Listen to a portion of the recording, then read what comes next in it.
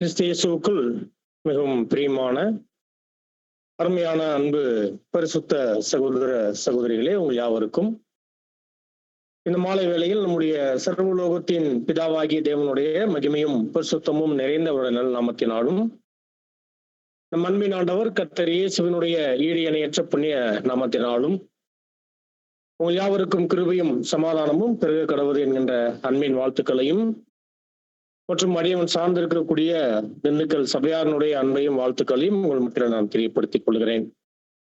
இன்னும் அநேக பகுதிகளில் இருக்கக்கூடிய அருமையான அநேக சகோதர சகோதரிகள் மற்றும் சபையின் ஊழியர்கள் அவர்களுடைய அன்பையும் கூட உங்களுக்கு தெரியப்படுத்தி இருக்கிறாங்க.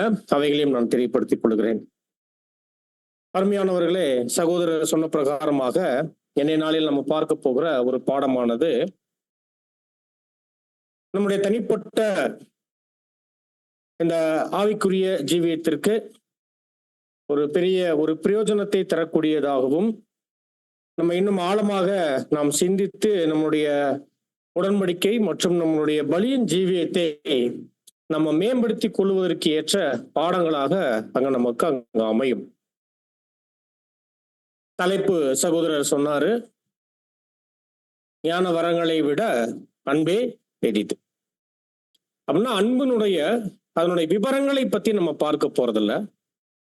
பொதுவாக இன்னைக்கு இந்த அழைப்புல ஒரு சபையாக ஒரு ஐக்கியத்தில் நாம் காணப்படும் போது ஒரு சபை ஒரு ஐக்கியமாக நம்ம காணப்படக்கூடிய இந்த ஏற்பாட்டுல ஒரு ஐக்கியத்தில் காணப்படக்கூடிய ஒவ்வொரு சகோதர சகோதரிகளும் எதை அடிப்படையாக கொண்டு அந்த ஐக்கியத்தில் காணப்படும், எதை மேன்மையாக வைத்து அந்த சகோதரத்துவத்தில் நாம் காணப்படணும்,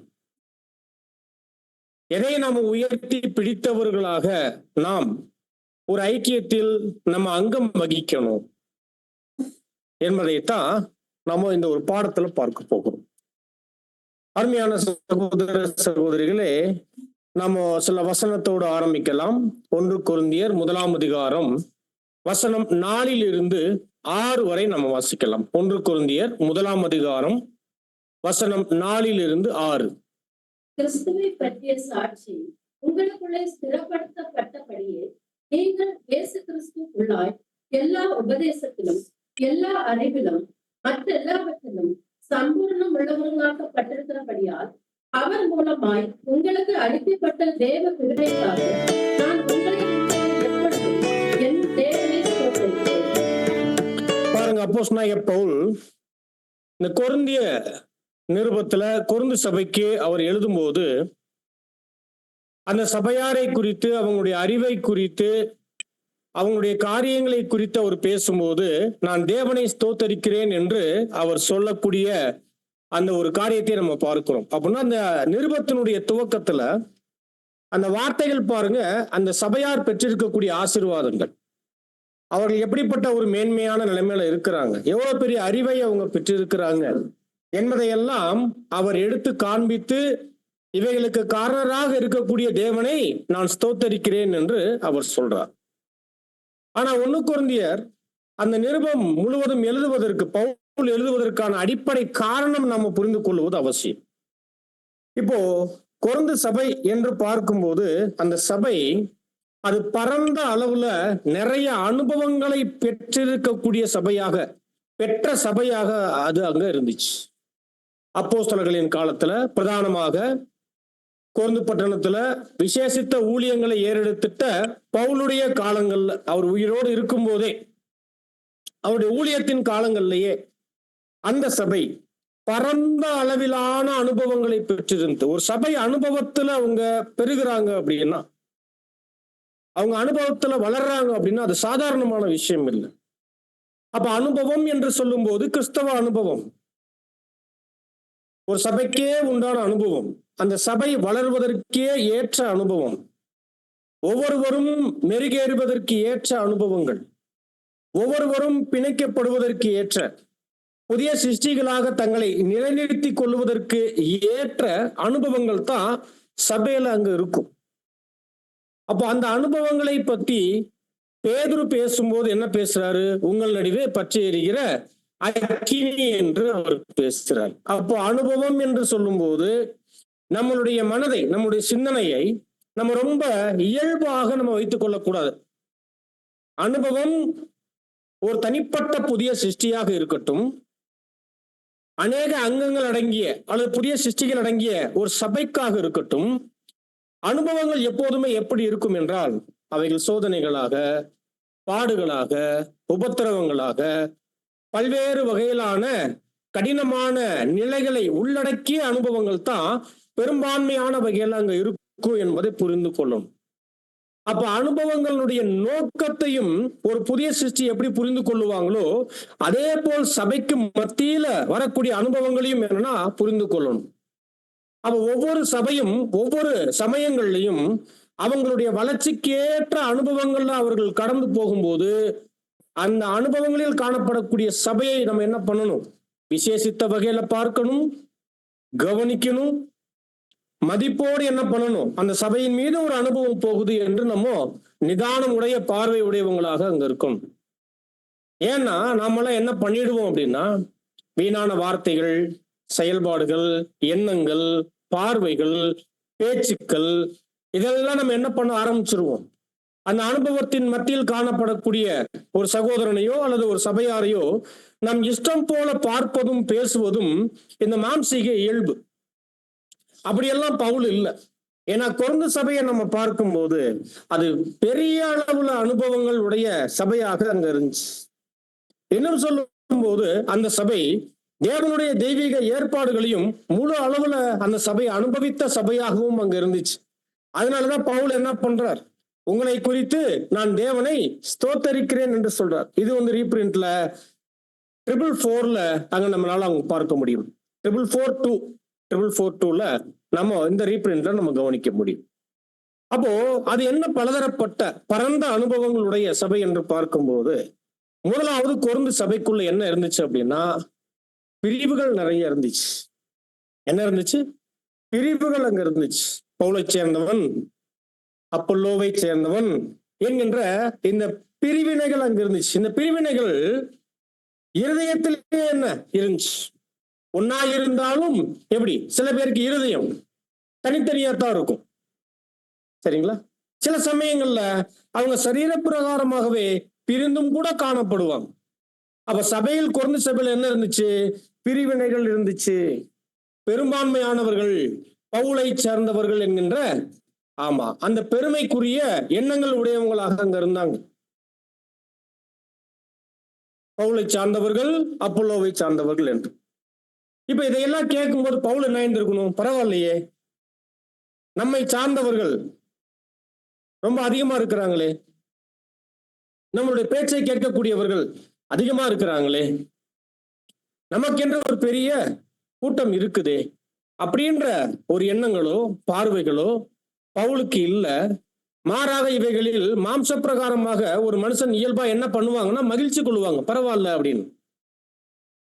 ஆனா பவுல் இந்த மாதிரியான விஷயங்கள்ல ஒரு மகிழ்ச்சி கொள்ளல என்கின்ற காரியத்தை பார்க்கிறோம். அதனாலதான் நிருபம் எழுதுறார், கண்டிக்கிறார். நீங்கள் பவுலை சேர்ந்தவர் என்று சொல்லுவதனாலையும் அப்பல்லோவை சேர்ந்தவர்கள் என்று சொல்லுவதனாலையும் நீங்க என்னவாக இருக்கிறீங்க? மாம்சத்துக்குரியவர்களாக இருக்கிறீங்க என்கின்ற இந்த வார்த்தையை பயன்படுத்தக்கூடியவராக இருக்கிறார். அப்படின்னா என்ன விஷயம்?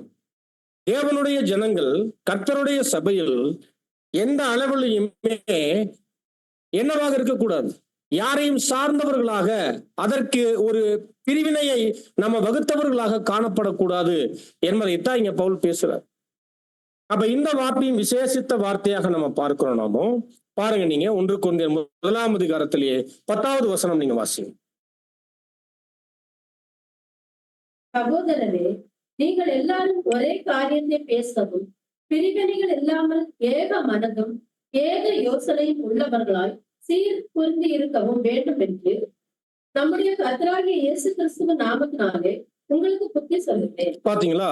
அப்ப அப்போஸ்தலனாகிய பவுல் அந்த கொரிந்து சபைக்கு புத்தி சொல்லும் போது என்ன சொல்றாரு? நீங்க ஏக சிந்தை உடையவர்களாக இருப்பதற்காக. ஏக சிந்தைனா என்ன? ஒரு சபையில ஒவ்வொருவரும் ஒரே சிந்தையாக இருக்கணும்.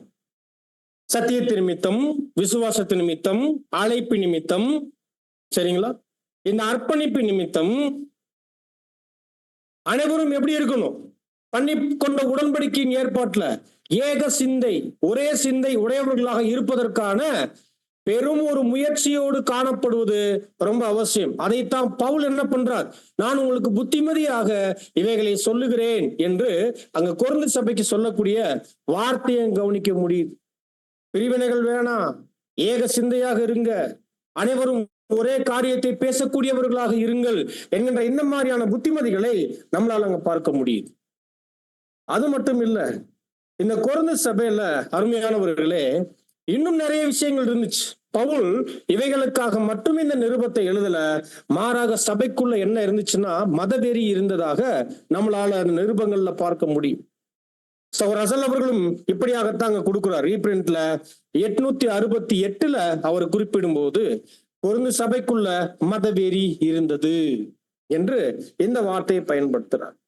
அது மட்டும் இல்ல, தவறான போதனைகள் அங்க இருந்துச்சு. தவறான போதனைகள், தவறான போதைகள்னா அப்போஸ்தலர்கள் சொல்லிராத, தேவனுடைய திட்டத்துல தேவன் கொடுத்துட்ட காரியங்களுக்கு நேர் எதிரான போதனைகள் உள்ள வந்துருச்சு.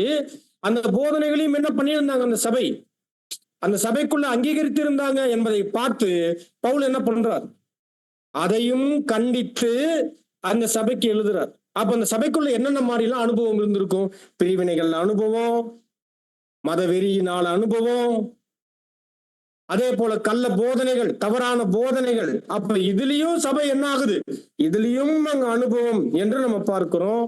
அது மட்டும் இல்ல, தவறுகள், பாவங்கள் கூட அங்க இருந்துச்சு, வீரியமான பாவம்.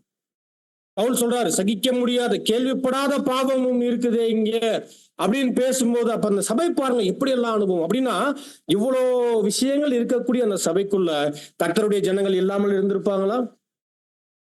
அப்போ பவுல் என்ன இங்க இப்படி இருக்கே என்று அவர் விலகவோ அல்லது அவர் நியாயம் தீர்க்கவோ அல்லாமல், சபையில இப்படிப்பட்ட அனுபவங்கள் போகும் என்பதை அறிந்து அவர் என்ன செய்கிறார் என்றால், அந்த சபை இன்னமும் கற்றுக்கொண்டு தங்களை சரி செய்து கொள்ள வேண்டிய ஏற்பாட்டில் இருக்கிறாங்க என்பதை அவர் அறிந்து உணர்ந்தவர்களாக, விசேஷமா அப்போஸ்தலர்களுக்கே உரிய தெரியுங்களா, நீங்கள் பூமியிலே எவைகளை கட்டவிழ்ப்பீர்களோ அவைகள் பரலோகத்திலும் கட்டவிழ்க்கப்படும், நீங்கள் எவைகளை கட்டுகிறீர்களோ அவைகள் அங்கேயும் கட்டப்படும். அப்படின்னா அதனுடைய அர்த்தம் என்ன? அர்த்தம் என்ன? கட்டுதல், கட்டவிழ்த்தல், அதனுடைய அர்த்தம் என்ன? சபைக்குள்ள எதெல்லாம் செய்யணும், என்னென்னலாம் செய்யணும், என்னென்னலாம் செய்யக்கூடாது என்பவைகளை நிர்ணயிக்கக்கூடிய அந்த அதிகாரத்தை தேவன் யாருக்கு கொடுத்திருந்தார்னா அப்போஸ்தலர்களுக்கு கொடுத்திருந்தார். சபைகள்ல ஒழுங்குமுறைகளை யார் கொண்டு வந்தார்? அப்போஸ்தலர்கள் கொண்டு வந்தாங்க. அது என்னது? சபைகளில் எவைகளை நீங்கள் கட்டுவீர்களோ ஒழுங்குமுறைகள், அது இன்னை வரைக்கும் நம்ம என்ன பண்றோம், கடைபிடிக்கிறவர்கள் பாத்தீங்களா? இதே தான் கட்டவிழ்த்தல், வீணான காரியங்கள், தவறுகள், இவைகளுக்கான விஷயங்கள்ல சில விசேஷத்த அறிவுரைகள், புத்திமதிகள், போதனைகள் மட்டும் இல்ல, சில சமயங்கள்ல கட்டளைகளாகவும் அவர்கள் கொண்டு வருவாங்க. இப்ப போதனை என்று வரும்போது அப்போஸ்தலர்கள் என்ன பண்ணுவாங்க, பிரிவினைகளை பற்றி பேசும்போது புத்திமதி சொல்றாரு. ஆனா உபதேசங்கள் என்று வரும்போது, கள்ள உபதேசங்கள், தவறான போதனைகள் என்று வரும்போது அந்த இடத்துல கடிந்து கொள்ளக்கூடிய வேலைகளை அப்போஸ்தலர்கள் அங்க செய்யக்கூடியவங்களாக அங்க இருந்திருக்கிறாங்க. பாவம் என்று வரும்போது அங்க என்ன பண்றாங்க, பெரிய எச்சரிப்பு கொடுக்குறாங்க. பெரிய எச்சரிப்பு, எப்படி உங்களுக்குள் நீங்க இவைகளை சடிச்சுக்கிட்டு இருக்கிறீங்க, எப்படி நீங்கள் இவைகளை அனுமதிக்கலாம் அப்படின்னு என்ன பண்றாரு, அங்க கடிந்து கொள்ளக்கூடிய விஷயங்களை செய்யறாரு. ஏன் அப்படின்னா சபை பரிசுத்தமாகணும். சபை சத்தியத்துல தவறின் காரியங்கள்ல இருந்து, பாவங்கள்ல இருந்து, தவறான உபதேசங்கள்ல இருந்து, பிரிவினைகள்ல இருந்து ஒரு சபை தன்னை காத்துக் கொள்வதற்கும், அது அவருடைய பரிசுத்தத்தை பேணி வளர்த்துக் கொள்வதற்கும், பாதுகாத்துக் கொள்வதற்கும் அப்போஸ்தலர்களின் உபதேசங்கள், அறிவுரைகள், போதனைகள், எச்சரிப்புகள் ரொம்ப இன்றியமையாத அவசியமானதாக அங்க இருந்துச்சு என்று நம்ம பார்க்கிறோம். ஆகவே இப்படியாக கொரிந்து சபைக்குள்ள காணப்பட்ட பல்வேறு அனுபவங்களுக்கு மத்தியில உண்மையான தேவனுடைய பிள்ளைகளும் இருந்தாங்க. அவர்கள் அநேக அனுபவங்களுக்கு மத்தியில நிறைய கேள்விகள் அவங்களுக்கு கூட வந்திருக்கும். அந்த கேள்விகளுக்கான பதில் தான் யாருக்கிட்ட இருந்து வருது, அப்போஸ்தலனாகிய பவுல் கிட்ட இருந்து வருது. ஆக்சுவலி அது அவங்களுக்கு ஆசீர்வாதம். அவங்களுக்கு மட்டும் இல்ல, இன்றைய நாள் வரை இருக்கக்கூடிய திருச்சபை அங்கங்களாகிய நமக்கும் கூட என்ன, அநேக சூழ்நிலைகளுக்கு மத்தியில எழும்பக்கூடிய கேள்விகளுக்கு நமக்கு எங்க இருந்து பதில் வருது? அதனால் நாம் என்ன அடைகிறோம்? நாம் ஆசீர்வாதங்கள் அடைகிறோம். தேவனுடைய வார்த்தையில இருந்து, ரசூல் அவர்களுடைய விளக்கங்களில் இருந்து, சபைக்கு தேவையான விஷயங்களை நம்ம என்ன பண்றோம்? நாம அந்த ஆலோசனைகளை பெற்றுக்கொள்ளும் போது, அறிவுரைகளை பெற்றுக்கொள்ளும் போது, அது தகுந்த ஆசீர்வாதங்களை அவைகள் கொடுக்கக்கூடியதாக அங்க இருக்கு என்று நம்ம பார்க்கிறோம். சரிங்களா? அது மட்டும் இல்ல, இந்த கொரிந்து பட்டணம் ரொம்ப முக்கியம். இப்ப நாமெல்லாம் தூத்துக்குடி, இப்ப திண்டுக்கல் அப்படின்னு சிறிய சிறிய பட்டணங்கள்ல இருக்கிறோம். இதுவே சென்னை, பெங்களூர் அப்படின்னா என்னது அது? அதெல்லாம் மெட்ரோபாலிட்டன் சிட்டி. இப்ப இதை விட அப்படியே நம்ம வெளிநாடுகளுக்கு போகலாம். நியூயார்க் சிட்டின்னு எடுத்துக்கிட்டோம் அப்படின்னா அதெல்லாம் எப்படி? உலக அளவுல அதெல்லாம் மிகப்பெரிய, அது ஒரு பெரிய பட்டணங்கள். அப்படின்னா உலகத்திலேயே ஆடம்பர பட்டணங்கள் என்று சொல்லுவோம் தெரியுங்களா? அங்க போனாலே என்ன வந்து ஒரு மனுஷனுக்கு இயல்பாகவே இல்லாத ஆசைகள் எல்லாம் வர ஆரம்பிச்சிடும். ஏன்? அந்த பட்டணமே ஒரு கண்காட்சி பட்டணம் போல இருக்கும். எதை பார்த்தாலும் எப்படி இருக்கும்? கவர்ந்து இழுக்கக்கூடிய அளவுக்கு இந்த பூமியில ஒரு மனுஷனை எல்லாவைகளையுமே ஒரு ஈர்ப்புக்குள்ள கொண்டு போகும் அளவுக்கு அவ்வளவு விஷயங்கள் அங்க இருக்கும். அந்த காலத்திலேயே இந்த கொரிந்து பட்டணம் உலகின் ஆடம்பர கண்காட்சியாக இருந்துச்சு. அங்க போனா என்ன பண்ணிக்கலாம்? இதுதான்ப்பா ஊர், இதுதான்ப்பா பட்டணம், இங்க இல்லாதது எதுவுமே இல்லை அப்படின்ற அளவுக்கு. அப்படின்னா இது பேருக்கு நல்லா இருக்கும். ஆனா என்ன தெரியுங்களா, அதனுடைய வாழ்க்கை, அந்த வாழ்க்கையை பார்க்கும்போது அது அற்பத்தனம் மிகுந்த வாழ்க்கை. அப்படின்னா அந்த உலகத்துல லகித்து, அந்த பேர் இன்பத்துல லகித்து, ஒரு ஆடம்பரத்துல லகித்து அப்படியே இணைந்து வாழக்கூடிய விஷயத்தை விரும்புறாங்க இல்லைங்களா? அவங்களாம் அங்க போவாங்க. உலக பணக்காரர்கள், பெரிய பெரிய கோடீஸ்வரர்கள், அது மட்டும் இல்லாமல் தொழில் வர்த்தகம் செய்யக்கூடியவங்க எல்லாம் என்ன பண்ணுவாங்க? பெரிய பெரிய நகரங்களுக்கு தான் அவங்க டூருக்கு போவாங்க, அங்கதான் தங்குவாங்க. இதெல்லாம் பார்க்கிறோம் இல்லைங்களா? அங்க இருந்து இது வாங்கிட்டு வந்தேன், அது வாங்கிட்டு வந்தேன் எல்லாம் என்ன பண்ணுவாங்க சொல்றாங்க இல்லைங்களா? அப்ப அதெல்லாம் என்ன அப்படின்னா அதெல்லாம் அற்பத்தனம். அது மட்டும் இல்ல, ஒரு உலகத்துல மனுஷன் இன்பத்தை தேடி எங்க போவான்? எங்க கிராமத்துக்கா போவான்? எங்க போறாங்க? இது போல ஆடம்பரமான நகரங்களுக்கு அங்க போவாங்கன்னு நம்ம பார்க்கிறோம். அப்போ அந்த கொரிந்து பட்டணம் இயல்பாகவே எப்படி இருந்திருக்கு? இந்த நிலைமையில தான் இருக்கு. ஒரு அற்பத்தனமான ஒரு வாழ்க்கை, இன்பம் தேடி வாழணுமா, யார் வேணாலும் என்ன பண்ணலாம், அங்க போகலாம். அப்ப அதனுடைய மையமாக அங்க இருந்துச்சு. ரொம்ப எளிமையா சொல்லணும்னா, ஊதாரித்தனமாக வாழணும் அப்படின்னா எங்க போய் வாழ்ந்துடலாம் அந்த காலத்துல? ஊதாரித்தனம்னா என்ன? அங்க போயிட்டா ஆட்டோமேட்டிக்கா ஒண்ணும் பண்ண முடியாது. நம்ம இருக்கிறதெல்லாம் செலவு பண்ணிட்டு வரணும். அப்ப அங்க போறவங்க எதற்காக போவாங்க? ஊதாரித்தனமாக, ஆமா, வாழ்வதற்காக, இன்பத்தை தேடுவதற்காக கடந்து போகக்கூடிய ஒரு இடம். அப்ப ஒரு ஊதாரித்தனமான நகரங்கள்ல கொரிந்து பட்டணமும் ஒரு நகரமாக அங்க இருந்துச்சு. அப்படின்னா அது நல்ல நகரமா மோசமான நகரமா? மோசமான நகரம். ஏன்? ஜனங்களுடைய வாழ்க்கை, அவங்களுடைய சுபாவம், அவங்களுடைய நிலைகள்லாம் யோசிச்சு பாருங்க. அப்பயே எப்படி இருந்திருக்கும்? அந்த நகரத்துக்கு தகுந்தாது போலத்தான் அருமையானவர்களே அங்க இருந்திருக்கும் என்று நம்மளால அங்க பார்க்க முடியுது. அப்ப அந்த ஒரு வகையில பார்க்கும்போது அருமையானவர்களே, இதுதான் அந்த கொரிந்து பட்டணத்தினுடைய நிலைகளாக அங்க இருந்துச்சு. இப்ப அந்த கொரிந்து சபைக்குள்ள இயல்பாகவே என்னென்ன விஷயங்கள் வந்துருச்சு? இது எல்லாமே அங்க உள்ள வர ஆரம்பிச்சிருச்சு. ரொம்ப இயல்பா வர ஆரம்பிச்சிருச்சு. அப்ப அந்த சபைக்கே உண்டான என்ன நிலை போயிருச்சு? பரிசுத்தத்தின் நிலை போயிருச்சு. அழைப்பினுடைய நோக்கங்கள் அற்று போகுது. தவறுகள் பெரும் அளவுல வீரியத்தோடு இருக்கு. யாரும் கண்டுக்கிறதும் இல்லை. இங்கதான் பவுல் என்னாகிறார்?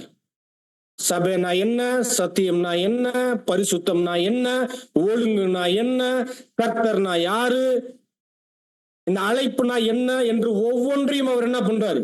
மையமாக வைத்து கடிந்து கொண்டு அவர் எழுத ஆரம்பிக்கிறார். இதெல்லாம் ரொம்ப முக்கியமான விஷயங்கள் அருமையானவர்கள். அதே போல அந்த பட்டணத்துல, அந்த சபையில நிறைய திறமையானவங்களும் என்ன நிறைய அங்க இருந்திருக்கிறாங்க. என்ன விசேஷமா அந்த காலத்துல எல்லாம் ஒரு அர்ப்பணிப்பின் ஜனங்கள் யாராக இருந்தாலும் ஒவ்வொருவருக்கும் ஊழியத்தின் நிமித்தம் என்ன வரம் இருக்கும்? பற்பல பாஷைகளை பேசக்கூடிய வரங்கள், அற்புத அடையாளங்கள் செய்யக்கூடிய வரங்கள். இது அப்போஸ்தலர்களுக்கு மட்டும் இல்ல, தேவன் இப்படியாக பறந்து விரிந்து போயிட்டு இருக்கக்கூடிய அந்த முதலாம் காலகட்ட சபைக்கான தேவைக்காக அந்த வரங்கள் அப்போஸ்தலர்கள் யார் மேலெல்லாம் கை வைக்கிறாங்களோ அவங்களுக்கும் என்னாச்சு?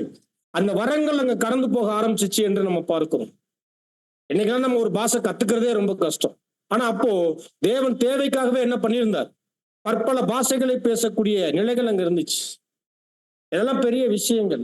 அது மட்டும் இல்ல, அருமையான சகோதர சகோதரிகளே, நிறைய நிலைகள், ஆசீர்வாதங்கள் அந்த முதலாம் காலகட்ட சபையில அநேகருக்கு தேவனுடைய கிருபையினால் பெற்றிருந்தாலும் கூட, அருமையானவர்களே, நிறைய தகுதிகள், திறமைகள், நிறைய ஊழியங்கள், இப்படிலாம் நிறைய இருந்துட்டாலும், நிறைய ஞான வரங்கள், இப்படிலாம் அநேகர் பெற்றிருந்தாலும் கூட, தேவன் கிட்ட இவைகளெல்லாம் ஒரு பலமான உறவை ஏற்படுத்தி கொடுத்துருமா என்று பார்க்கும்போது, இதெல்லாம் தேவன் அவருடைய ஊழியத்திற்காக தரக்கூடிய கிருபையான ஏற்பாடுகள், காரண காரியத்தோடு தரக்கூடிய ஏற்பாடுகள்.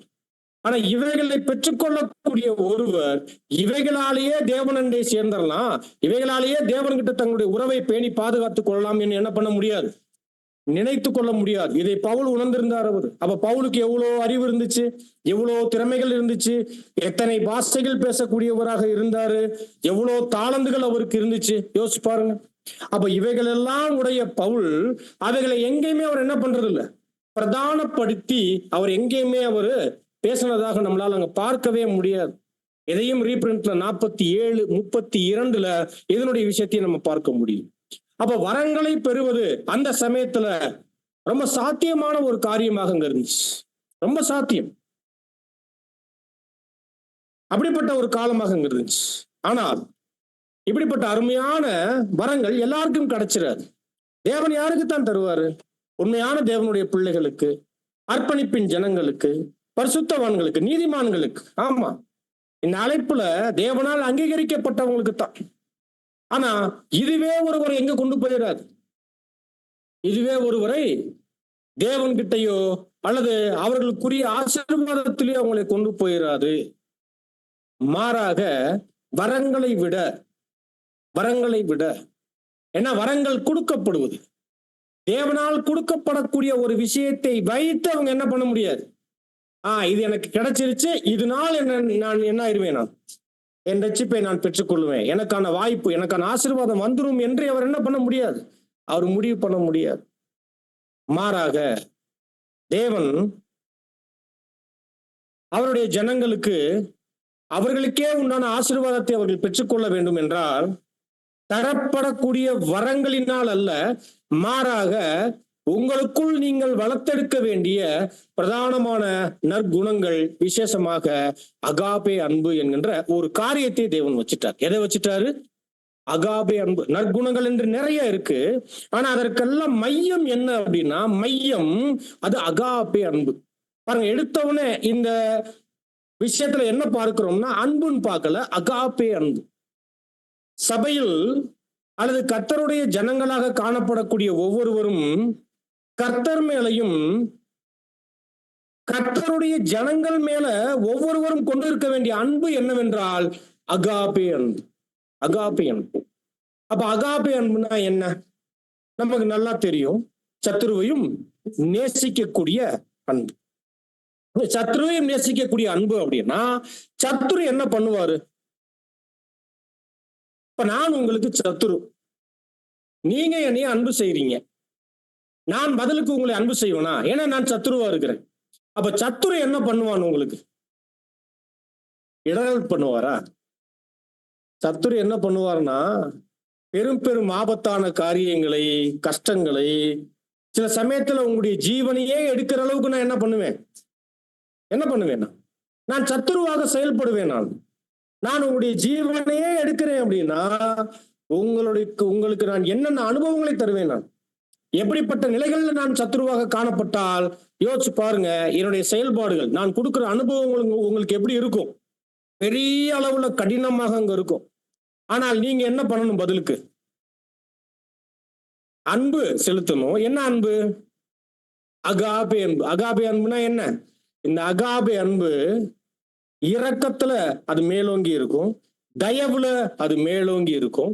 எந்த ஒரு வகையிலையுமே அது என்ன பண்ணாது, இப்படி எல்லாம் கஷ்டப்படுத்துறாரு, வருத்தப்படுத்துறாரு, எனக்கு இவ்வளவு அனுபவங்கள் தர்றாரு, என்னை இப்படிப்பட்ட நெருக்கடிகளுக்குள்ள என்னை நடத்துறாரு, எனக்கு பெரிய ஆபத்தான விஷயங்களையும் அவமானங்களையும் கெட்ட பெயர்களையும் எனக்கு உண்டு பண்றாரு அப்படின்னு இந்த அகாபே அன்பு என்ன பண்ணாது?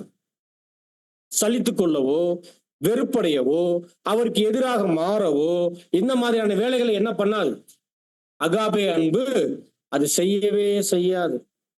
மாறாக, அருமையான சகோதர சகோதரிகளே, இந்த அகாபே அன்பு அவங்களை என்ன பண்ண ஆரம்பிக்கும் அப்படின்னா, அன்பு செய்ய ஆரம்பிக்கும். அவங்களை அன்பு செய்ய ஆரம்பிக்கும். இதுதான் ரொம்ப முக்கியம். இது நாம் அனைவருமே கர்த்தர் மேலையும் கர்த்தருடைய அவயங்களாகிய ஒவ்வொரு அங்கங்களின் பேரிலும் நாம வைக்க வேண்டிய விஷயம் அது. இது ரொம்ப முக்கியம். அதனாலதான் கர்த்தர் மரித்து அவர் உயிர்த்தெழுந்த உடனேயே எல்லா சீசர்களை விட ரொம்ப முக்கியமாக யாருகிட்ட? பேதுருகிட்ட அவர் என்ன கேட்டாரு? 3 முறை என்ன கேட்டாரு? என்னிடத்தில் அவர் ஆரம்பிக்கும் போதே இவர்களிலும் என்னிடத்தில் நீ அன்பாய் இருக்கிறாயா என்ன கேட்கிறாரு? ஏன் 3 முறை கேட்டார்? என்ன காரணத்துக்காக 3 முறை கேட்டார்? என்ன காரணத்துக்காக கேட்டார் அப்படின்னா, பேதுருவும் கர்த்தர் மேல என்ன அன்பு உடையவர் தான். அவரே சொல்றாரு, நான் உங்கள் மீது அன்பாய் இருக்கிறேன் என்பதை நீங்கள் அறிவீங்க அப்படின்னு என்ன பண்றாரு? கர்த்தர்கிட்ட சொல்லும் போது, அப்ப பேதுருவும் அன்பா இருக்கிறாரு. ஆனா கர்த்தரும் என்ன பண்றாரு? மீண்டும் மீண்டும் கேட்கிறாரு 3 முறை. ஏன் அப்படின்னா, கர்த்தர் இவர்களிலும் என் மீது அன்பாய் இருக்கிறாயா என்று அவர் கர்த்தர் எதிர்பார்த்துட்ட அன்பு என்ன தெரியுமா? அகாபே அன்பை எதிர்பார்த்துட்டார். பேதுரு அவர் என்ன அன்பு வச்சிருந்தார் கர்த்தர் மேல அப்படின்னா, அகாபே அன்பு வைக்கல. மாறாக பீலியா அன்பு வச்சுட்டார். என்ன அன்பு? பீலியா அன்பு. பீலியா அன்புனா என்ன தெரியுமா? அகாபே அன்பு இருந்திருந்தால் பேதுரு எந்த நிலையிலையும் கர்த்தரை மறுதலிச்சிருக்க மாட்டார். அவர் விட்டு ஓடி இருக்க மாட்டார்.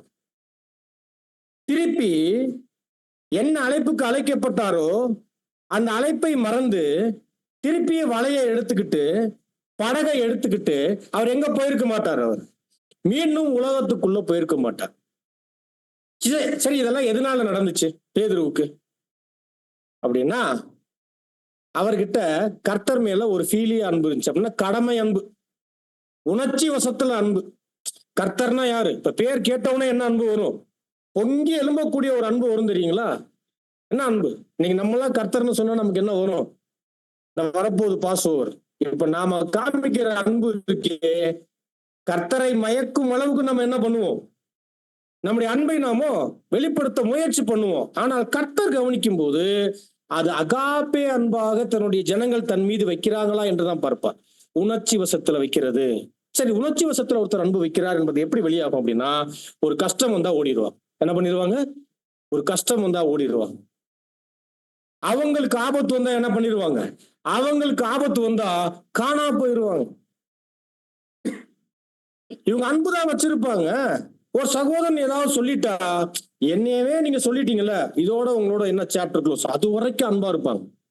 ஆனா என்னைய ஒரு வார்த்தை இப்படி சொல்லிட்டீங்களா, இனிமே என்ன இல்லை, உங்களுக்கும் எனக்கும் ஒட்டும் இல்லை, உறவும் இல்லை, சாப்டர் க்ளோஸ். இனிமே நான் உங்ககிட்ட பேச மாட்டேன். நீங்க இந்த பக்கம் வந்தா நான் அந்த பக்கம் போறேன் அப்படின்னு என்ன நடக்கும்?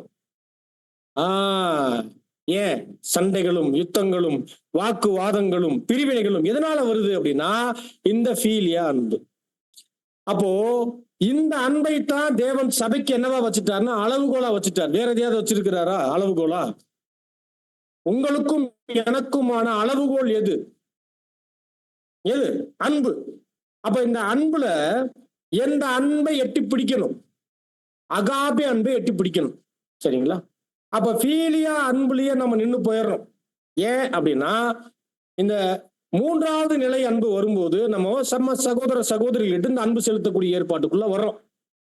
இந்த ஏற்பாட்டுக்குள்ள வந்த உடனேயே இப்ப நமக்கு மத்தியிலேயே சில சமயங்கள்ல சகோதர சகோதரிகள் சத்துருக்களாக மாறும்போது நாம உடனடியா என்ன பண்ணிடுறோம்? அது வரைக்கும் நமக்குள்ள இருக்கக்கூடிய அன்புதான் பெரிது எண்ணிக்கொண்டு காமிச்சுக்கிட்டு பேசிக்கிட்டு இருந்த நம்ம, இல்ல என்கிட்ட இருக்கக்கூடிய அன்பு என்னதான்? ஃபீலியா அன்புதான். இப்ப நிப்பாட்டுறேன் பார் அப்படின்னு என்ன பண்ணிடுவோம்? உடனடியா நிப்பாட்டுவோம். உடனடியா ரியாக்ஷன் நம்ம கிட்ட இருந்து வெளியே வர ஆரம்பிக்கும். சரிங்களா? பதில் வர ஆரம்பிக்கும். முகம் மாறும், பேச்சு மாறும், செய்கை மாறும். எல்லாம் மாறும் நம்ம கிட்ட. ஏன்? மாம்சம்.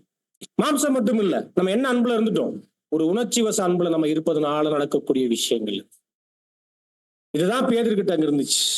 ஆனா என்ன கேட்கிறார் கர்த்தர்?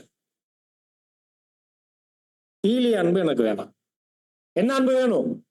அகாபே அன்பு வேணும். இத 3வது முறை கேட்கும் போதுதான் என்ன ஆகுது? என்ன ஆகுது? பேதுருக்கு ஸ்ட்ரைக் ஆகுது. ஓ, கர்த்தர் எதிர்பார்க்கிற அன்பு இந்த அன்பு இல்ல. இந்த அவர் எதிர்பார்க்கிற அன்பு இருந்திருந்தால் நான் விட்டுட்டு ஓடி இருக்க மாட்டேன். நான் கர்த்தரை மறுதலிச்சிருக்க மாட்டேன்.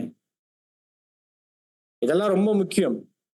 நாமளும் அநேக சமயங்கள்ல என்ன பண்ணிடுறோம் அப்படின்னா, நம்முடைய சுயநலத்துல நிறைய சமயங்கள்ல நமக்கு ஒண்ணுன்னா நம்ம என்ன பண்ணிடுறோம்? விட்டு ஓடுவதும், விலகுவதும், பகைப்பதும், எனக்கு ஆபத்து, எனக்கு எதுவும் நடக்கக்கூடாது, எனக்கு எந்த பிரச்சனை வரக்கூடாது அப்படின்னு நிலைப்பாட்டில் நம்ம இருக்கிறோமா இல்லையா? ஆக்சுவலி இது என்ன இல்ல, இது தேவன் நம்ம கிட்ட எதிர்பார்க்கக்கூடிய அன்பு இல்லை என்று ரொம்ப தெளிவாக நம்ம பார்க்கிறோம், அருமையான சகோதர சகோதரிகளே. ஆனா நம்மத்துல எத்தனை பேருக்கு எவ்வளவு திறமைகள் இருக்கும், எவ்வளவு தாளந்துகள் இருக்கும், எவ்வளவு ஊழியர்கள் செய்வதற்கான பிரயாசங்கள், எவ்வளவு அக்கறைகள் இருக்குது, மறுக்க முடியாது. எல்லாருக்கிட்டையுமே இருக்குது. நல்ல இருதயம் இருக்குது. எல்லா வகையான காரியங்கள் செயல்படுவதற்கான என்ன முயற்சிகள், முனைப்புகள், அக்கறைகள் எல்லாமே இருக்குது. பலனை தரணுமா தாரேன், பணத்தை தரணுமா தாரேன், என்னுடைய ஞானத்தை தரணுமா தாரேன், ஊழியங்கள் செய்யணுமா செய்யறேன், நைட் 2 மணிக்கு போகணுமா போறேன், இரவெல்லாம் பிரயாணம் பண்ணணுமா படுறேன், என்ன வேணும் செய்ய நம்ம எல்லாம் ரெடித்தான். ஆனா அருமையான சகோதர சகோதரிகளே, இதெல்லாம் பார்க்கும்போது பொதுவா இதெல்லாம் அநேகருக்கு மத்தியில என்ன கொண்டு வந்துரும்? நல்ல பிரயாசங்கள், நல்ல முயற்சிகள், நிறைய பிரயாணங்கள், நிறைய தாளந்துகள், திறமைகள், பேச்சுக்கள், ஊழியங்கள் என்று நிறைய பார்வைகளை அவைகள் கொடுக்கும். ஆனால் அருமையானவர்களே, இதுல எது மேலானது? எல்லாம் இருக்கு. ஆனா நம்ம கிட்ட அகாபே அன்புக்கான நிலைப்பாடும் அதனுடைய வளர்ச்சியும் இல்ல இல்ல சரிங்களா? இதை பத்தி ரீபிரிண்ட்ல 22:3 சகோதரர் சொல்லும் போது, அகாபே அன்பு இல்லை என்றால், அகாபே அன்பு இல்லை என்றால் அதனுடைய முடிவுகள் பெரிதோ சிறிதோ அது தீமையாகத்தான் இருக்கும் அப்படின்றார். என்ன சொல்றாரு? அது தீமையாத்தான் இருக்கும். நல்ல முடிவு கெட்ட முடிவுன்னா பிரிக்க முடியாது. அகாபே அன்பு இல்லாமல் எடுக்கக்கூடிய எந்த முடிவுகளும் அல்லது செயல்படக்கூடிய எந்த செயல்பாடுகளும் எந்த காரியங்களும் அவைகள் என்னவாக இருக்கும்? அவைகள் தீமையாகவே அருமையானவர்களே அங்க இருக்கும் என்பதை இங்க சகோதரர் அங்க பதிவு பண்றார். அப்போ நம்ம கிட்ட எது உயர்ந்ததாக நம்ம பார்க்கணும்?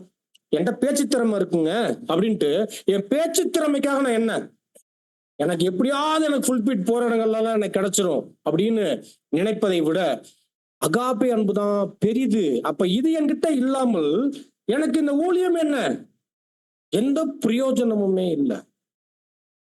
அப்போ ஒரு புதிய சிருஷ்டிக்கு அரிதான விலை உயர்ந்த விஷயம் என்றால் அது திறமை அல்ல, மாறாக அன்பு, அகாபே அன்பு. ஒரு புது சிருஷ்டி இதைத்தான் கொண்டிருப்பாங்க. ஏன் அவங்களுக்கு பேர் புது சிருஷ்டி? ஏன்னா அவங்க அகாபே அன்பை கொண்டிருப்பார்கள், அதில் வளர்ந்து கொண்டிருப்பார்கள், அதனுடைய கொள்ளளவை அடைவதற்கான வளர்ச்சியில் அவர்கள் தொடர்ந்து ஓடிக்கிட்டு இருப்பாங்க. ஒரு சமயத்தில் அந்த அகாபே அன்பினுடைய நிறைவில் அவர்கள் பூரணமாக வளர்ந்து நிற்பாங்க. இதெல்லாம் கவனிக்கக்கூடிய விஷயம் அருமையான சகோதர சகோதரிகளே. அப்போ இன்றைய நாட்கள்ல நிறைய சகோதர சகோதரிகளுக்கு மத்தியில வெறுமனே நம்ம மத்தியில எப்படி இருப்பாங்கன்னா சத்தமிடக்கூடியவர்களாக அங்க இருப்பாங்க. அப்படின்னா என்ன விஷயம்? பவுல் இந்த நிருபங்களை தான் பேசுவார். கைத்தாளம் இடுகிற ஓசையை போல நாம இருக்கிறோம் பேசுவார். அது என்ன? சத்தமிடுகிற கைத்தாளம். அது என்ன அர்த்தம் அப்படின்னா, அருமையானவர்களே, சத்தமிடுகிற கைத்தாளம்னா நம்மை பத்தியே நாம என்ன பெருமையா நினைச்சுக்கிறது, பெருமையா பேசிக்கிறது, பெருமையான சிந்தனைகள், எண்ணங்கள், செயல்பாடுகள் எல்லாமே நம்மை பத்தியே பெருமையா நினைச்சுக்கிறது. அதுதான் என்ன? சத்தமிடுகிற கைத்தாளம் போல. அப்ப சத்தமிடுகிற கைத்தாளம் என்று சொல்லும்போது அதை திறமை என்று சொல்லலாம், தாளந்துகள் என்று சொல்லலாம். இதெல்லாம் எல்லார்கிட்டயுமே இருக்கும். ஒவ்வொருத்தட்டையும் ஒவ்வொரு வகையான திறமைகள், ஒவ்வொரு வகையான தாளந்துகள் இருக்கத்தான் செய்யும். யார்கிட்ட இல்லை என்று சொல்ல முடியாது. இதை வச்சு பெருமைப்பட முடியுமா? இதை வைத்து நம்ம உயர்ந்த எண்ணங்கள் கொண்டு ஒரு பெருமைக்குள்ள நம்ம போயிட முடியுமா? அப்படின்னா அருமையான சகோதர சகோதரிகளே, இதை பத்தியும் சகோதரர் சொல்லும்போது பாருங்க, இந்த சத்தம் இடுகிற கைத்தாளம் அது திறமையாகவோ தாளந்தாகவோ, அது இப்படிப்பட்ட நிலைமைகள்ல சில பேர் அங்க இருப்பாங்க. அதை பிரயோகிப்பாங்க, பயன்படுத்துவாங்க. நிறைய பேர் பயன்படுத்துவாங்க. ஆனாலும் பாருங்க சொல்றாரு, இப்படி எல்லாம் அவர்கள் பிரயோகித்தாலும் கூட வீணானவர்களாய் காணப்படுவாங்க. காரணம், அவர்கள் அன்பில்லாதவர்களாக இருப்பதனால. என்ன அன்பு? அகாபே அன்பு. இந்த அகாபே அன்பு இல்லாததுனால அவங்க எவ்வளவு திறமைகள் தாளந்துகள் உடையவங்களாக இருந்தாலும், அதை பிரயோகிச்சுக்கிட்டு இருந்தாலும் கூட அவர்கள் வீணானவர்கள். எவ்வளவு கஷ்டமா இருக்கு பாத்தீங்களா? சில சமயங்களை சிந்திச்சு பார்த்தோம் அப்படின்னா, பல வருடங்கள் நம்ம கடந்து வந்திருப்போம், எவ்வளவோ ஊழியங்கள் செஞ்சிருப்போம், எவ்வளவோ திறமைகள், எவ்வளவோ தாளந்துகளை பயன்படுத்தி இருப்போம். ஆனா அகாபே அன்பு இல்லாமல் செய்திருந்தால் எல்லாமே வீண், எல்லாமே வீண். இப்போதும் அதையே நம்ம தொடர்கிறோம் என்றால், இப்பவும் அது என்னதான், அது இப்பவும் அது வீணாகவே அங்க இருக்கும். யோசிச்சு பாருங்க. அப்ப அப்போஸ்தலனாகிய பவுல் முதலாம் காலகட்டத்துல அந்த சபைக்கு எவ்வளவு பெரிய விஷயங்களே அவர் பேசினது நிமித்தம் இன்னைக்கு நாம என்ன வாங்கிட்டு இருக்கிறோம்? பாடங்களை இந்த நிருபங்கள்ல நம்ம எடுத்துக்கிட்டு இருக்கிறோம். அருமையானவர்களே பாருங்க, அவர்கள் புதிய சிருஷ்டி என்பதற்கான ஆதாரமற்று சத்தம் மட்டும் அவர்களில் இருந்து எழும்பும். ரீபன் 31:50 பேசுறார். என்னமா? அகாபே அன்பு இல்ல, சத்தம் மட்டும் வருது அப்படின்னா அவர்கள் புதிய சிருஷ்டி என்பதற்கான ஆதாரமற்று. அப்ப புதிய சிருஷ்டிக்கு ஆதாரமே என்ன? அகாபே அன்பு, அகாபே அன்பு. இந்த அகாபே அன்பு முதலாவது கர்த்தர் பேர்ல இருக்கணும், அப்புறம் மற்றவர்கள் பேர்ல இருக்கணும் என்பதை நம்ம எங்க பார்க்க முடியும் அப்படின்னா, தேவன் கொடுத்த 10 கட்டளைகள்ல என்ன சொல்றாரு? உன் முழு இருதயத்தோடும் ஆத்மாவோடும் பலத்தோடும் உன் தேவனாகிய கர்த்தரை அன்பு கூறுவாங்க. என்ன அன்பு? என்ன அன்பு? யோசிச்சு பாருங்க. நிறைய சமயங்கள்ல நம்ம கர்த்தரையே நம்ம என்ன பண்றது இல்ல, நல்லா நிதானிச்சு பார்த்தோம் அப்படின்னா, நம்ம உண்மையாகவே நம் கர்த்தர் பேர்ல எப்படி பேதுரு கர்த்தரை விட்டு ஓடி போனாரோ, நிறைய சமயங்கள்ல சூழ்நிலை வந்துச்சுன்னா நம்ம கர்த்தரை மறந்துடுவோம். அனுபவங்கள் வந்தா கர்த்தரை மறந்துடுவோம். தேவைகள் வந்தா கர்த்தரை மறந்துடுவோம். நம்முடைய செயல்பாடுகள், ஒரு எச்சரிப்பு வருதா கர்த்தரை விட்டுருவோம். ஒரு கண்டித்தல் வருதா கர்த்தர் தேவையில்லை, விட்டுருவோம். கர்த்தர் பேர்லயே நிறைய சமயங்கள்ல நமக்கு என்ன ஆகுறது இல்ல, உண்மையான அன்பு இருக்கா? அகாபே அன்பு இருக்கா? யோசிச்சு பாருங்க. கர்த்தர் பேர்ல இருந்து அப்படியே அது எங்க கொண்டு போகணும்? சகோதரர்கள் மத்தியில கொண்டு போகணும். கர்த்தர்கிட்ட இருந்துச்சு. கர்த்தருடைய ரத்தம் சொட்டு சொட்டா என்ன ஆகுது? விழுகுது. வாங்குறாங்க, எல்லாம் வாங்குறாங்க, சொந்த ஜனங்கள் வாங்குறாங்க. கூடயே இருந்த அருமையான தன்னால் அழைக்கப்பட்ட சீசர்ல எல்லாம் ஓடி போயிட்டாங்க. ஒருத்தர் காட்டி கொடுத்துட்டாரு, ஒருத்தர் மறுதளிச்சுட்டாரு.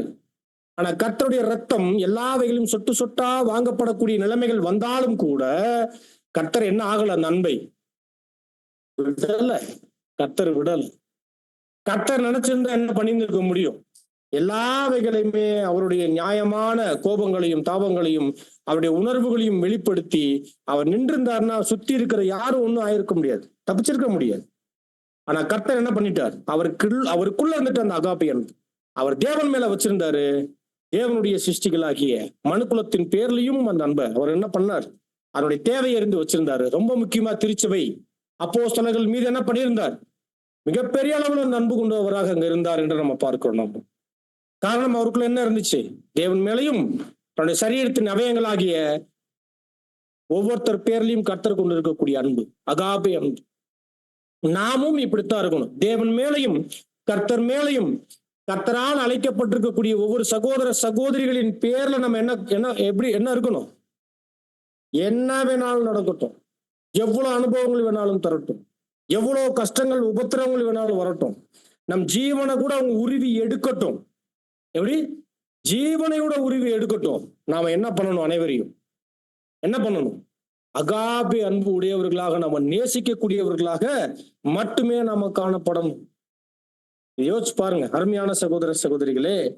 பாருங்க, இன்னும் சொல்லும்போது சகோதரர் எழுதுறாரு, யாருக்கு கனம் மகிமை அழியாமை தேவன் கொடுக்கிறார்?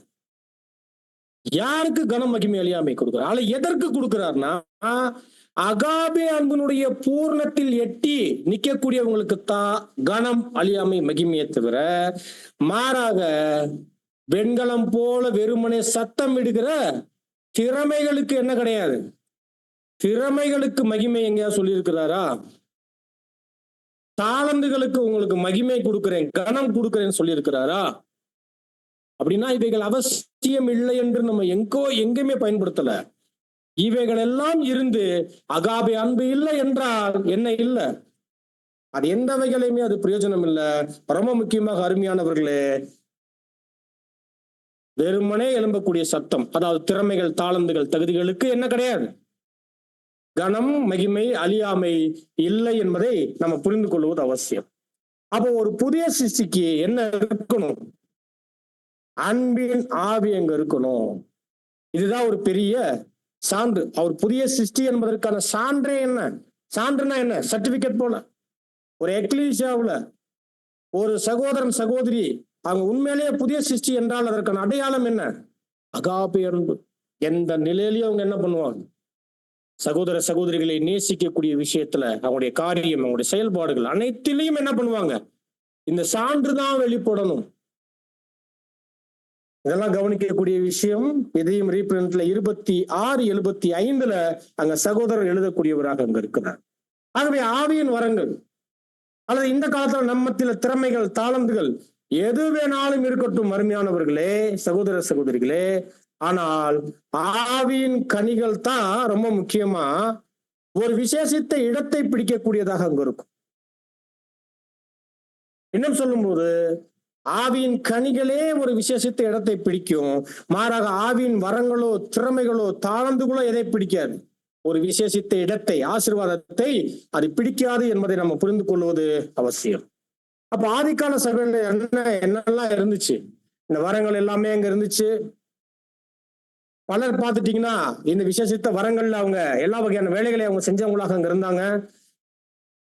ஆனால் சகோதரர் எழுதுறாரு பாருங்க, ஆதிக்கால சபையில் வரங்களை பெற்ற பலர் ஆவியின் முத்திரையையும் சாட்சியும் இல்லாதிருந்தனர். என்னமா? ஆவியின் முத்திரையும் சாட்சியும் இல்லாமல் இருந்தாங்க. அவங்ககிட்ட என்ன இருந்துச்சா? வரங்கள் இருந்துச்சு.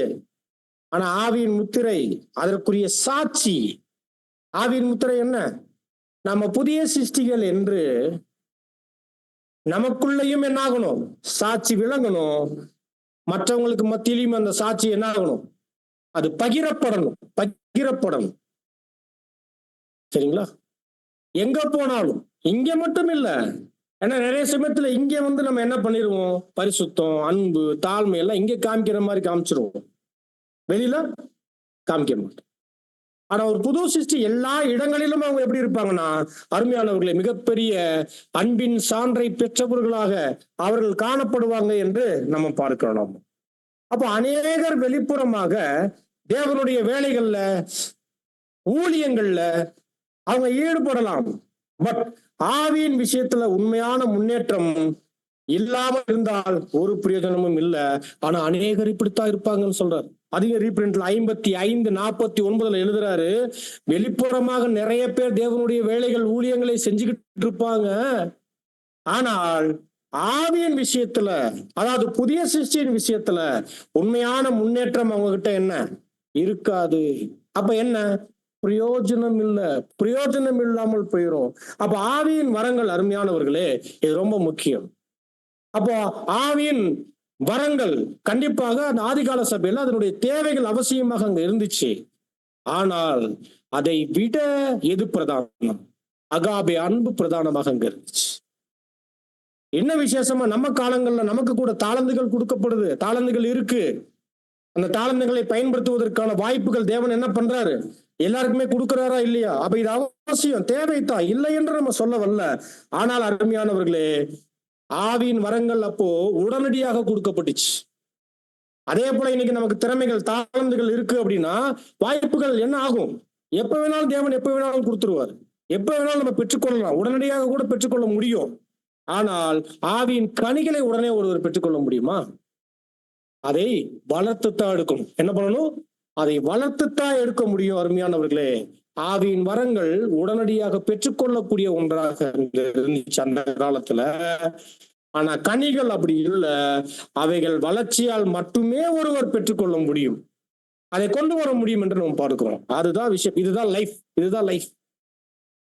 அப்போ நாம் நம்முடைய வாழ்க்கையில ஆவியின் வரங்கள் உடையவங்களாக இருக்கணுமா, அல்லது திறமைகள், தகுதிகள், தாளந்துகள், ஊழியங்கள் இவைகள் மட்டும் உடையவங்களாக இருக்கணுமா, அல்லது ரொம்ப விசேஷமாக ஆவியின் கனிகளை கொண்டு வரக்கூடிய வாழ்க்கை இருக்கணுமா நம்ம கிட்ட? அப்ப இதுதான் முக்கியம். அப்ப ஆவியின் கனிகள், அப்ப இது எப்படி வெளிப்படும்? வளர்ச்சியினால் மட்டுமே வெளிப்படும். ஒருத்தர் வளரவே இல்லை அப்படின்னா அவர்கிட்ட என்ன வராது? ஆவியின் கனிகள் வருவதற்கான வாய்ப்புகள் மிகவும் குறைவு என்பதையும் நம்ம பார்க்கிறோம். அதனாலதான் நம் சகோதரர்கள் அநேக சமயங்கள்ல பாடங்கள்ல சொல்லும் போது வளரணும் வளரணும் வளரணும், காலங்கள் போக போக, வருடங்கள் போக போக நம்ம வளரணும். எதுல வளரணும்? சத்தியத்துல. அப்ப சத்தியம் எதற்காக கொடுக்கப்படுது? அதை நம்முடைய வாழ்க்கையில பயன்படுத்தி ஒரு புதிய சிருஷ்டியாக, புதிய சிந்தையில் நம்ம வளரணும். அதுதான் என்ன காரண காரியம். கான்செப்ட் என்னதான்? புதிய சிருஷ்டி வளரணும். புதிய சிருஷ்டி எதுல வளரும்?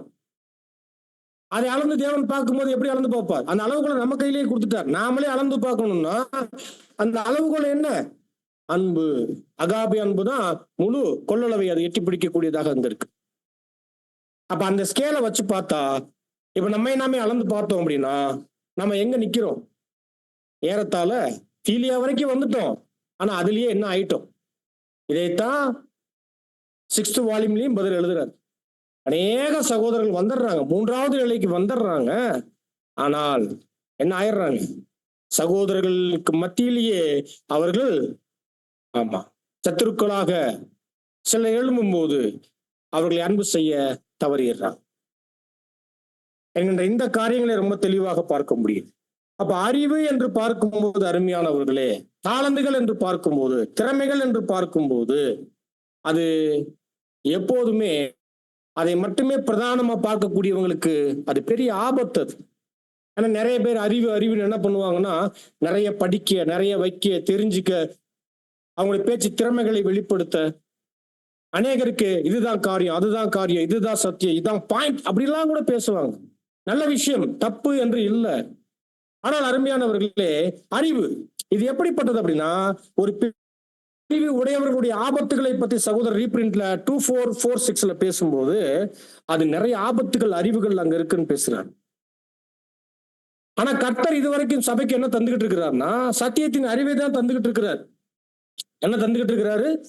சபைக்கு சத்தியத்தின் அறிவை தான் அவர் தொடர்ந்து அவர் தந்துகிட்டே அங்க இருக்கிறார் அவரு. ஆனால் அன்பு இல்லாத அறிவு என்ன இல்லை? பிரயோஜனமே இல்லை. என்ன இல்லை? அன்பு இல்லாத அறிவு பிரயோஜனம் இல்லாதது. பாருங்க, அன்பு இல்லாத அறிவு எப்படி இருக்குன்னு சொல்றாருன்னா, ஒரு வடு காயம் போன்றது அப்படின்றார். என்னவா? அன்பு இல்லாத அறிவு என்னவா? வடுனா என்ன? காயம் போன்றது, அவ்வளவுதான். ஒரு அடையாளமா இருக்குமே தவிர மாறா என்ன இல்லை? அதனால் ஒரு பிரயோஜனமும் இல்லை. அறிவு என்பது வடு போன்றதுதான், ஒரு தேம்பல் போன்றதுதான். அப்ப எதுதான் பிரதானம்? அன்பு பிரதானம் என்று நம்ம பார்க்கிறோம். பாருங்க, உண்மையான அறிவு அவைகளால் பலனை தரவில்லை என்றால், தேவனை அறிந்தும் அவரால் அறியப்பட்டாலும் அங்கீகரிக்கப்படாமலும் இருக்கலாம். மன்னிக்கணும், தவறா வாசிட்டேன். உண்மையான அறிவு அவைகளால் பலனை தரவில்லை என்றால், தேவனை அறிந்தும் அவரால் அறியப்படாமலும் அங்கீகரிக்கப்படாமலும் இருக்கலாம். ரீபிரிண்ட் 49:20 பேசுறது. அறிவு இருக்கு, ஆனா அந்த அறிவினுடைய பலனாக என்ன வெளி வரணும்? அன்புதான் வரணும்.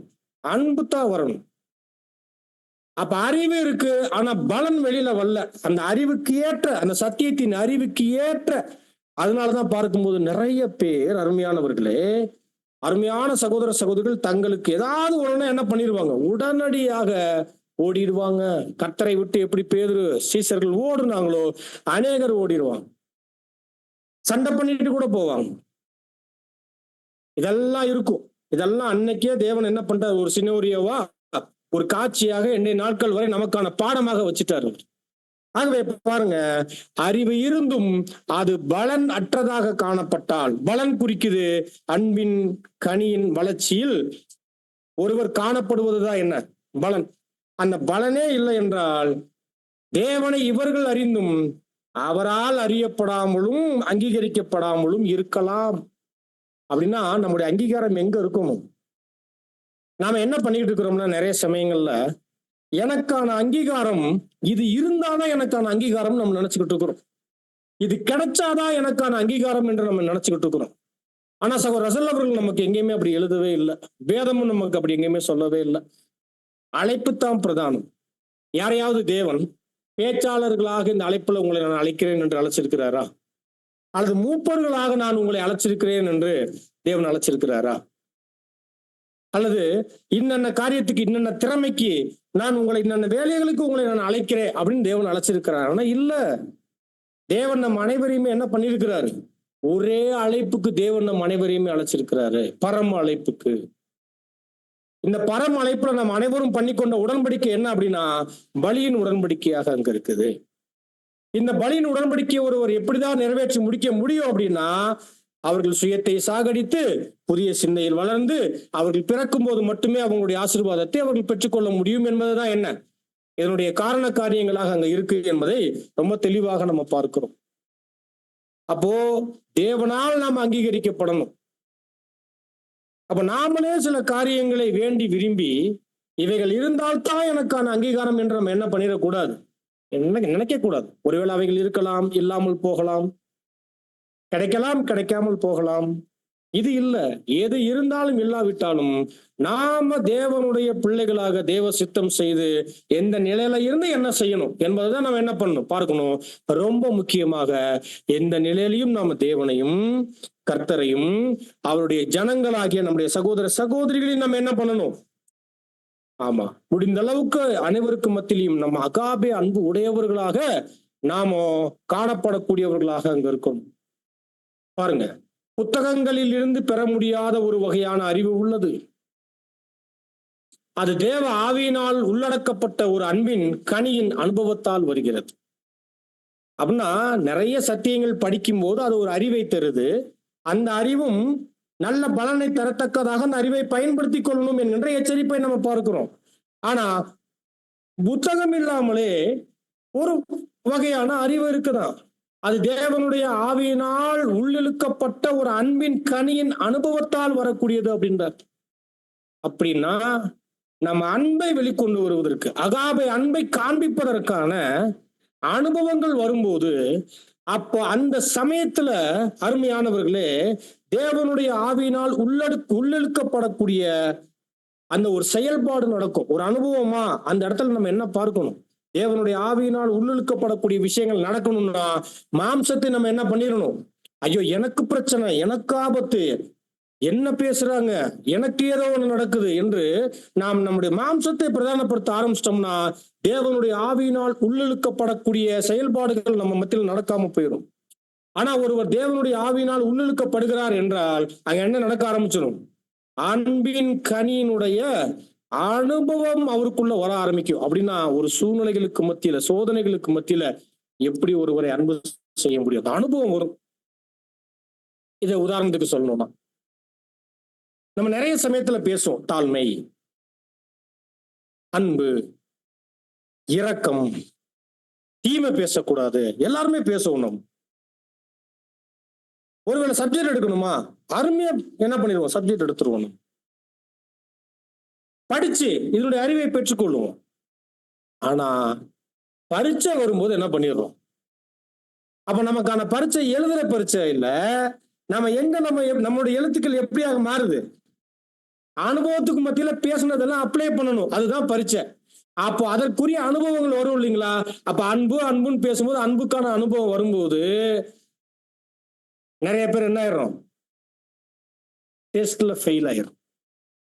இறக்கம்னு பேசுவோம், அதுக்கான அனுபவம் வரும்போது டெஸ்ட்ல ஃபெயில் ஆயிரும். தாழ்மான்னு நம்ம பேசுவோம். அதுக்கான டெஸ்ட், அதுக்கான அனுபவங்கள் வரும்போது, பரீட்சை வரும்போது என்ன பண்ணிடுறோம்? ஃபெயில் ஆயிடுறோம். இப்படி பார்த்தா எத்தனை பரீட்சையில நம்ம ஃபெயில் ஆகிட்டே வந்திருக்கிறோம். எவ்வளவு வருஷமா நம்ம ஃபெயில் ஆகிட்டு வர்றோம். ஆனாலும் தேவன் நம் மீது கொண்டிருக்கக்கூடிய அன்பின் நிமித்தம் தொடர்ந்து தன்னுடைய பிள்ளைகள் என்ன பண்ணணும்? எத்தனை அரியர் வச்சாலும் பரவாயில்ல, எப்படியா தன்னுடைய பிள்ளைகள் கம்ப்ளீட் பண்ணிட்டு வரணும்ன்ற வாய்ப்புகளை தந்துகிட்டே இருக்கிறார். ஆனா வாய்ப்புகள் தொடர்ந்து நீடிக்கும் நம்ம நினைச்சிடக்கூடாது. தொடர்ந்து நீடிக்கும் நம்ம நினைச்சிடக்கூடாது. சரிங்களா? ஒரு சமயத்துல நின்றுச்சுன்னு வைங்க, முடிஞ்சிருச்சுன்னு வைங்க, என்ன பண்ண முடியும்? இல்ல நான் அட்டன் பண்றேன் பாருங்க, இந்த கடைசி அட்டம் நான் என்ன பண்றேன், என்னுடைய அரியரெல்லாம் நான் க்ளோஸ் பண்றேன்னா முடியாது. அப்போ ஒவ்வொரு அனுபவங்களையும் நம்ம விசேஷமாக பார்க்கணும். அந்த அனுபவங்களுக்கு மத்தியில நம்முடைய மாம்சத்தை ஒரு நிமிஷம் நம்ம என்ன பண்ணணும்? அப்படியே அதனுடைய ஆபத்துகளை உணர்ந்து அப்படியே நம்ம அடக்கி வைத்துட்டோம்னு வைங்க, இப்ப தேவ ஆவியினால் நாமோ அந்த அகாபை அன்புக்குள் உள்ளிழுக்கப்படுவோம். அந்த உள்ளிழுக்கப்படக்கூடிய அந்த அன்புல, அந்த அனுபவத்துல நம்ம ஒவ்வொருவரையும் நம்ம எப்படி பார்க்க முடியும்? அன்போடு பார்க்க முடியும். நம்முடைய செயல்பாடுகள் எல்லாமே கர்த்தரை போல அங்க மாற ஆரம்பிக்கும். அருமையான சகோதர சகோதரிகளே, பாருங்க, இன்னும் சகோதரர் ரீப்ரிண்ட்ல 2:4-4-6 எழுதுறாரு, சபையின் ஊழியராக ஏற்றுக்கொள்ளப்பட்ட ஒவ்வொருவரிடமும் கவனிக்கப்பட வேண்டிய முக்கிய பண்பு முதலில் அன்பின் ஆவியாக இருக்க வேண்டும். என்னவாக இருக்கணுமா? இந்த இடத்துல இப்ப யாரை கொண்டு வர்றாரு? ஊழியர்கள் அப்படின்னா சபையில அங்கமாக இருக்கக்கூடிய ஒவ்வொரு சகோதர சகோதரிகளுமே எப்படி இருக்கணும்ன்றதான் சத்தியம். ரொம்ப முக்கியமா சபையின் ஊழியர். ஏன் சபையின் ஊழியர்களுக்கு அவ்வளவு பெரிய பொறுப்பு இருக்கு? சபையின் ஊழியர்கிட்ட அகாபே அன்பு இருக்குன்னா அவர் என்ன பண்ணுவாரு? சகிப்பாரு, தாங்குவாரு. மிகப்பெரிய அளவுல கஷ்டங்கள் துன்பங்கள் வருதுன்னு வைங்களேன், அவர்கிட்ட கோபமோ வருத்தங்களோ அல்லது நியாயமோ சண்டைகளோ இதெல்லாம் எதுவுமே வராது. அவர் என்ன பண்ணுவார்? அவரு அப்படின்னா அப்படிப்பட்டவரை என்ன பண்ணணும்? நம்ம தேர்ந்தெடுக்கணும். இதுவும் அங்க காமிக்கிறார். 2:4-4-6 அவர் பேசுறாரு. அப்ப சபையின் ஊழியராக ஏற்றுக்கொள்ளப்பட்ட ஒவ்வொருவரிடமும் கவனிக்கப்பட வேண்டிய முக்கிய பண்பு முதலில் அன்பின் ஆவியாக இருக்க வேண்டும். இல்லைங்க, அவர்கிட்ட திறமை இருக்கு, அவர்கிட்ட அறிவு இருக்கு, அவர்கிட்ட பணம் இருக்கு, செல்வாக்கு இருக்கு, போதும் அப்படின்னா நிறைய பேர் காண போயிடுவாங்க. அதை பார்த்து நம்ம ஏற்படுத்தணும்னு வைங்களேன், என்ன ஆயிடுவாங்க? அவங்களுக்கும் ஆபத்து, நமக்கும் ஆபத்து என்று பார்க்கிறோம். அப்போ இது செகண்டரி, இது இரண்டாம் பட்சம், இது இரண்டாவது விஷயம். இது அப்படின்னா இதெல்லாம் இருக்கக்கூடாது என்று இல்லை, இது இரண்டாவது. முதல்ல இதை கவனிக்கணும்.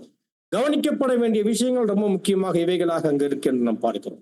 அப்ப அறிவு என்பது அருமையானவர்களே நன்மைக்கான அல்லது தீமைக்கான ஒரு சக்தியாக அங்க இருக்கு என்பதை நம்ம புரிஞ்சுக்கணும். ஒருத்தர் தப்பு பண்றாருனாலும் என்ன, அதற்குரிய அறிவுல தான் பண்ணுவார். நன்மை செய்யறாருனாலும் என்ன, அதற்குரிய அறிவுல தான் பண்ணுவார். அப்போ அறிவு என்பது நன்மை அல்லது தீமைக்கான ஒரு சக்தி, ஒரு பவராக அங்க இருக்குது என்று நம்ம பார்க்கிறோம். அப்ப பாருங்க, ஒருவர் சத்தியத்துக்கு கீழ்ப்படியல, ஒருத்தர் சத்தியத்துக்கு கீழ்ப்படியல, அவர் பயங்கரமா ஒரு அறிவை உடையவராக அங்க இருக்கிறார். நிறைய அறிவு அவர்கிட்ட இருக்குது. என்ன சொல்றாரு அப்படின்னா, ஒருவர் சத்தியத்துக்கு கீழ்ப்படியாமல் எவ்வளவு அறிவு அவர்கிட்ட இருந்தாலும் அது அவ்வளவு மோசமான மனிதனாக அவர் காணப்படுவார் அப்படின்னு சொல்றாரு. பயங்கரமான அறிவு இருக்கு, ஆனா அன்பே இல்லை, அவர் ரொம்ப மோசம், எவ்வளவு அறிவு இருக்கோ அவ்வளவு மோசமான மனிதன் அப்படின்னு பேசுறாரு. ரீப்ரிண்ட்ல 85 பேசுறாரு. அறிவு இருக்கு, அன்பும் இருக்கு அப்படின்னா அவர் எப்படி இருப்பார்? நல்ல மனிதனாக அல்லது ஒரு புதிய சிருஷ்டியாக அவர் அங்க காணப்படுவதற்கான வாய்ப்புல அவர் ஓடிக்கிட்டு இருக்கிறார் என்ற அர்த்தம். அதனாலதான் அருமையானவர்களே நிறைய விஷயங்கள், நிறைய காரியங்கள் அங்க நமக்கு கொடுக்கப்படுது. இந்த கொரிந்தியர்ல தான் பேசுறாரு. கொரிந்தியர் 13ஆம் அதிகாரம் இருக்கு. எதற்கு என்ன பேசப்பட்டிருக்கு? அன்பை ஏன் இவ்வளவு பிரதானமாக பேசுற? என்ன அன்பை பத்தி பேசிட்டாரு அவரு? அகாபே அன்புதான், அகாபே அன்புதான். அப்போ அந்த ஆவியின் கனிகள்லயே மிகப்பெரிய கனி எதுதான்? இந்த அகாபே அன்புதான் என்று நம்ம பார்த்துட்டோம். பாருங்க, சொல்றாரு பாருங்க, ஆவியின் மிகப்பெரிய கனி, நமது தெய்வீக உறவின் உண்மையான ஆதாரம் என்னவா? அகாபே அன்புதான் தெய்வீக உறவினுடைய உண்மையான ஆதாரமாக அங்க இருக்கு என்று பேசுறாரு. இது இருதயத்தை ஊடுருவி வாழ்க்கையின் அனைத்து பாதையிலும் விரிவடைந்து அது காணப்படும். என்னவா பாருங்க, இருதயத்தை ஊடுருவி வாழ்க்கையின் அனைத்து பாதையிலும் விரிவடையணும்னா என்ன? எல்லா விஷயங்களும் இருதயத்துல ஊடுருவணும். அப்ப எல்லா விஷயம் என்று வரும்போது என்னவா மாறிடுது? கிரியை, செயல்கள், சிந்தனைகள், பேச்சுக்கள் அனைத்திலையும் இந்த அகாபே அன்பு என்ன ஆரம்பிச்சிருமா? விரிவடைய ஆரம்பிச்சிரும். நமது மரண சரீரத்தை அடக்கி இயக்கும். என்னவா? இந்த மரண சரீரத்தை எது அடக்கி இயக்கும்? இந்த அகாபே அன்பினுடைய வளர்ச்சி.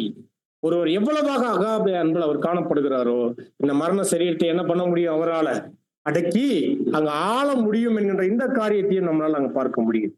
பாருங்க, ஒருத்தருடைய அறிவின் வளர்ச்சியை விட அன்பின் வளர்ச்சி தான் தேவனால் அளந்து பார்க்கப்படுகிறது.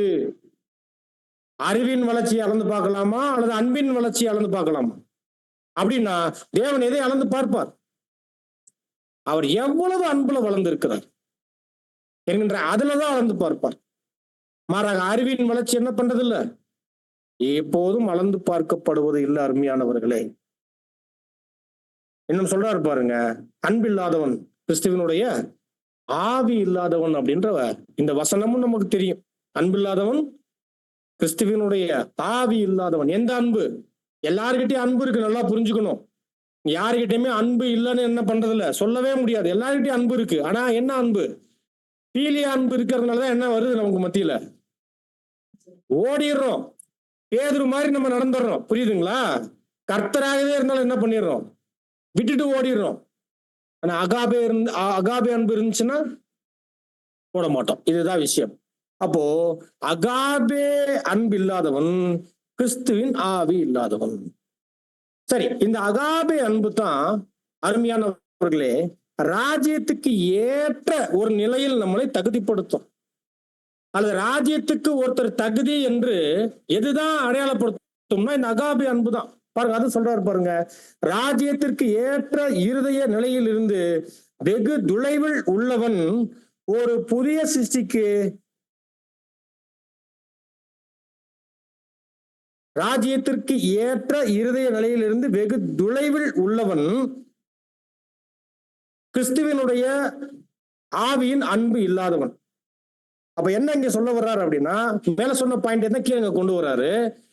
அன்பில்லாதவன் அகாபே அன்பு இல்லாதவன் கிறிஸ்துவின் ஆவி இல்லாதவன்.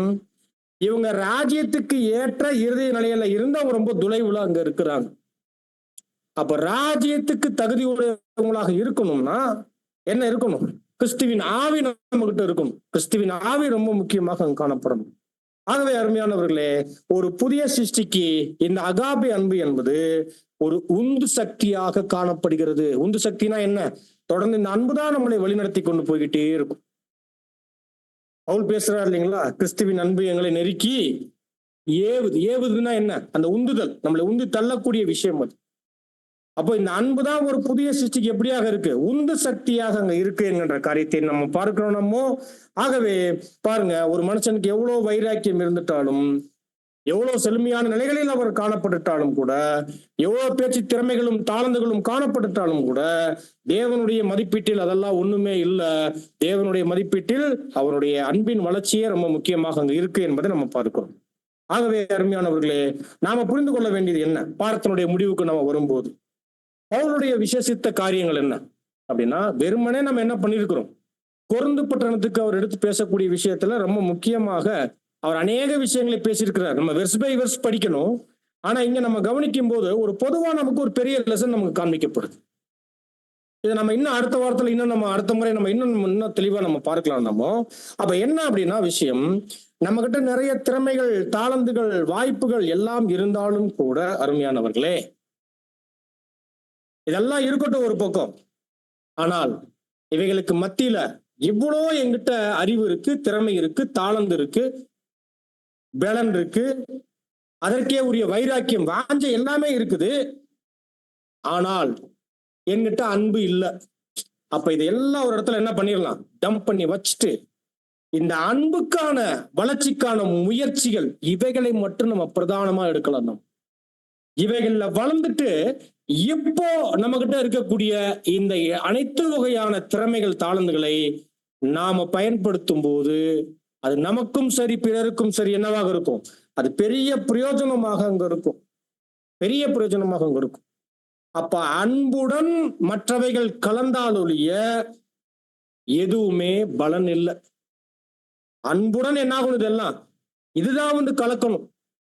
அப்ப அந்த அன்புலதான் ரொம்ப முக்கியமா இவைகளை நம்ம கலந்து நம்ம சகலத்தை செய்யணும். அப்படின்னா இப்ப யோசிச்சு பாருங்க, திறமையா, அந்த திறமையினுடைய செயல்பாடு, அதனுடைய பயன்பாடு நம்ம மத்தியில இருந்து போகும்போது எதை பயன்படுத்தி அதை நம்ம செய்யணும்? அகாபே அன்பினுடைய வளர்ச்சியில இருந்து செய்யணும். ஒரு ஊழியமா, அந்த ஊழியம் எப்படி செய்யணும்? அந்த அகாபே அன்பினுடைய வளர்ச்சியில இருந்து, அவைகள்ல இருந்து எடுத்து அந்த ஊழியத்தை செய்யணும். ஒரு பலியா, ஒரு திறமையா, எதுவாக இருக்கட்டும், எதுல இருந்து எடுத்து செய்யணும்? அந்த அன்பின் ஆவியின் வளர்ச்சியில இருந்து நாம இவைகளையெல்லாம் எடுத்து பயன்படுத்தக்கூடியவங்களாக அங்க இருக்கணும். மாறாக அன்பு இல்லை, ஆனால் எல்லாம் இருக்கு அப்படின்னா ஒரு பிரயோஜனமும் இல்லை. அருமையான சகோதர சகோதரிகளே, ஆகவே நாம் ஒரு பிரயோஜனமும் இல்லாத காரியங்களை நாம பிடித்து கொண்டு நாம அவைகளுக்காக முனைப்போடு செயல்படுவதை விட, அருமையானவர்களே, இல்லாத ஒன்று அதுவே பிரதானமாக தேவன் வைத்திட்ட நமக்கான அளவுகோலாக இருக்கும்போது அதை நம்ம பிரதானப்படுத்தலாம், அதை கவனிக்கலாம். அதுதான் நம்முடைய வாழ்க்கையினுடைய விசேஷத்தை அடைய வேண்டிய இலக்காக அங்க இருக்கு என்பதை நம்ம புரிந்து கொண்டு அவைகளை நம்முடைய வாழ்க்கையில வளர்த்தெடுப்பதற்கான முயற்சிகள், பிரயாசங்கள், அர்ப்பணிப்பு, எல்லா வகையான விசுவாசம், வைராக்கியம், செயல்பாடு எல்லாம் எதுக்குள்ள போடலாம்?